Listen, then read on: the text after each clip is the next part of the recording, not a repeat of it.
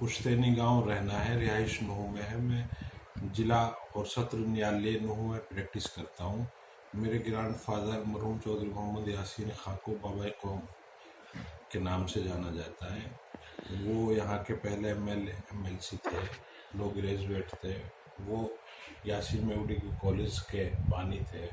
तो उन्होंने पार्टीशन के वक्त मेवात में रुकने के लिए हमारी कौम से आह्वान किया था और गांधी जी को, राष्ट्रपिता जी को गांव घासेड़ा में लाकर कौम को ये भरोसा दिलाया था कि आप यहाँ रहिए, आपकी सुरक्षा, रोज़गार की गारंटी गांधी जी लेते हैं। गांधी जी ने कहा था इस कौम के लिए कि ये मेव कौम इस देश की रीढ़ की हड्डी है, आप ना जाएं, ये मुल्क आपका है। ठीक है। अभी कल बताया जा रहा है कि नूह में जो यात्रा रह गई थी 31 जुलाई को, वो दोबारा निकालने की बात हो रही है। हालांकि प्रशासन की तरफ से इजाज़त नहीं दी गई है, ऐसे पता चल रहा है। लेकिन क्या सिचुएशन है यहाँ पर इस वक्त? सिचुएशन यही है कि एक तो लॉ एंड ऑर्डर जो सिचुएशन है वो अब कंट्रोल में आ चुकी है। उसके बाद यहाँ के मुकामी लोग ये नहीं चाहते कि किसी तरह से हमारा भाईचारा ख़राब हो और यहाँ के हालात फिर दोबारा ख़राब हों, क्योंकि बाहरी लोग, कुछ यहाँ आपराधिक किस्म के असामाजिक तत्वों ने यहाँ आके इस अपराध को घटित किया था। क्योंकि यहाँ के मुकामी लोग इसमें शामिल नहीं थे, ना वो इस तरह का चाहते हैं, क्योंकि ये बहुत बड़ी वारदात, संगीन वारदात करना यहाँ चाहते थे। यहाँ के भाईचारे पे हमेशा हमला करने की इनकी कोशिश रहती है। इसलिए यहाँ के जो समुदाय है, विशेष मुस्लिम समुदाय, वो अब घबराया हुआ है कि ये लोग बार बार यहाँ आकर हमें क्यों नहीं सुख चैन से रहना चाहते, क्योंकि वो किसी धर्म के खिलाफ नहीं है, ना वो आज़ादी से पहले थे, ना आज़ादी के बाद है। आज भी यहाँ मेवात में 36 बिरादरी, हर कौम का, हर समुदाय का व्यक्ति अपने परिवार के साथ, इज्जत के साथ, एक सुरक्षा के साथ जीवन, भाईचारे का जो एक हमारा रिश्ता है, भाई भतीजे का, चाचा ताऊओं का, गांव में और शहर में निवास करते हैं। हमारा भाईचारा बहुत मजबूत है। अभी जब हम यहाँ आ रहे थे, स्पेशली इस इलाके में बहुत सन्नाटा था। दुकानें वुकानें भी मुझे बंद दिखाई दे रही थी। ऐसा क्यों सर? लोगों में उस वारदात के बाद बहुत परेशानी में मुब्तला है लोग, और ये गमगीन है कि ये आखिर ये वारदात क्यों हो गई। उसके बाद पुलिस का जो डर है कि किस तरह से नौजवान बच्चों को, कुछ बुज़ुर्गों को, निर्दोष लोगों को जो गिरफ्तारियां हुई हैं और आज कोई उनकी आवाज़ उठाने के लिए नहीं है। फिर जिस तरह से आपने देखा कि honourable Punjab and Haryana high court को सो मोटो लेना पड़ा और ये टिप्पणी करी कि किसी विशेष समुदाय को तो आप बाहर नहीं करना चाहते हैं, जो ये आपने मकान और बुलडोजर कार्रवाई की है, जिस तरह उस पर उंगली उठी है, तो लोग डरे हुए हैं बहुत ज़्यादा। ये उस तारीख का डर है, उस कार्रवाई का डर है, या फिर कल की यात्रा को लेके जो थोड़ा माहौल माहौल क्या, प्रशासन तो अपनी तरफ से कह रहा है कि हमने इंतजाम किए हैं, इंटरनेट तक बंद कर दिया है। अभी हम आ रहे थे तो काफी सुरक्षा बल और पुलिस की तैनाती भी दिख रही थी। तो क्या ये उसकी वजह से है?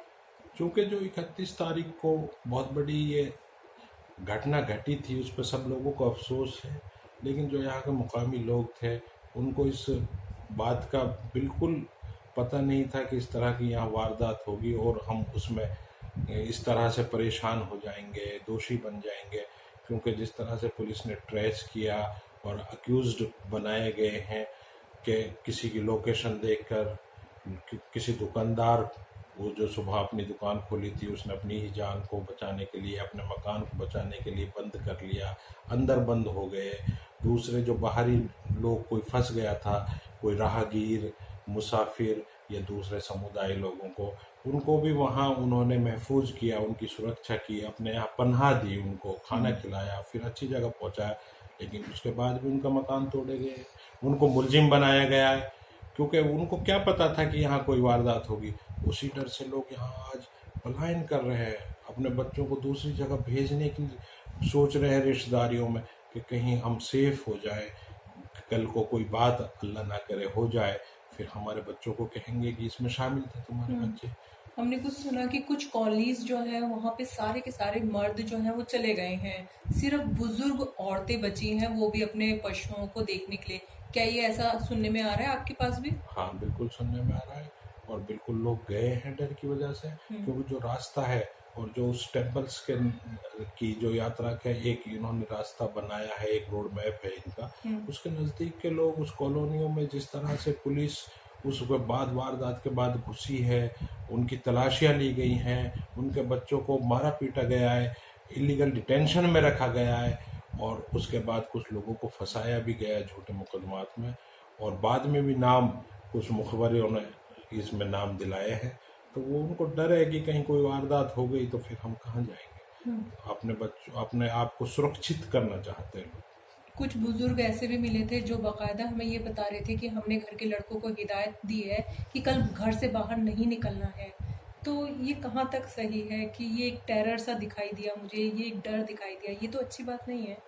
जी, क्योंकि यहाँ विशेष समुदाय का लगभग उसके बाद जो 31 तारीख के बाद है उन्होंने दुकान भी यहाँ नहीं खोली है, उन्होंने आना जाना भी बंद कर रखा है, गाँव में भी रहते हैं, पुलिस को देख के भी भाग जाते हैं और कुछ आपने मीडिया ने भी दिखाया था कि लोग पहाड़ पे भी जीवन बसर कर रहे हैं। वो इसीलिए कि उनको लगता है कि हमें इंसाफ नहीं मिलेगा, हम निर्दोष लोग भी बंद हो जाएंगे और बड़े बुजुर्गों को भी यही खतरा है कि बच्चा अगर कहीं निकला तो उसको कहीं किसी मुकदमे में शामिल ना हो जाए, क्योंकि आज भी बाजार बच्चे नहीं जा रहे हैं, स्कूल भी नहीं जा रहे। कल फिर हिदायत आई है, बड़ी टेंशन है क्योंकि इस तरह से सोशल मीडिया पे पहले भी इस तरह से वार्न किया गया था। ये तो एक तरह से वार्न हो गया क्योंकि जब मीडिया बार बार अपील कर रहा है, इधर G20 चल रहा है, हालात ठीक नहीं है देश में और हमारे खासकर इस एरिया में जब शांति हो गई है तो ऐसी कोई बात नहीं है कि बहुत ही ज़रूरी है कि फिर इस तरह से मीडिया की रिक्वेस्ट के बाद गौर करना चाहिए, सरकार की बात को, एडमिनिस्ट्रेशन की बात को समझना चाहिए, हमारे सभी भाइयों को, सभी समुदायों को। सर, हमें पता चल रहा है कि 31 तारीख के बाद भले ही मामला शांत हो गया था, लेकिन अभी तक मास अरेस्टिंग चल रही है। क्या ऐसा है यहाँ पर, ऐसा हो रहा है? जी बिल्कुल हो रहा है जी। यहाँ गाँव से आज भी गाँव में पूरे गाँव में जाकर तलाशियाँ ली जाती हैं और उनको उठा लिया जाता है। क्यों नहीं थम रहा ये सिलसिला, क्यों नहीं थम रहा? क्योंकि अब इसमें विक्टिम तो जब ये दंगे होते हैं कि एक विशेष समुदाय इसमें ना तो मुलजिम हो सकता है न एक विशेष समुदाय विक्टिम हो सकता है, क्योंकि इसमें तो हर व्यक्ति का, हर शहरी का नुकसान है, देश के हर सिटीजन का नुकसान है। अब क्योंकि किसी की जान दंगे में ये पूछ के नहीं जाती ये किस समुदाय से है, किस धर्म से है, किसी की कार, किसी का मकान, किसी की दुकान, इस बात की पहचान करके नहीं होती है। लेकिन जिस तरह से अब ये एक समुदाय को मुलजिम बनाया जा रहा है, उसके मकानों को तोड़ा जा रहा है, तो उससे लोग डर गए हैं। ठीक है, थैंक यू।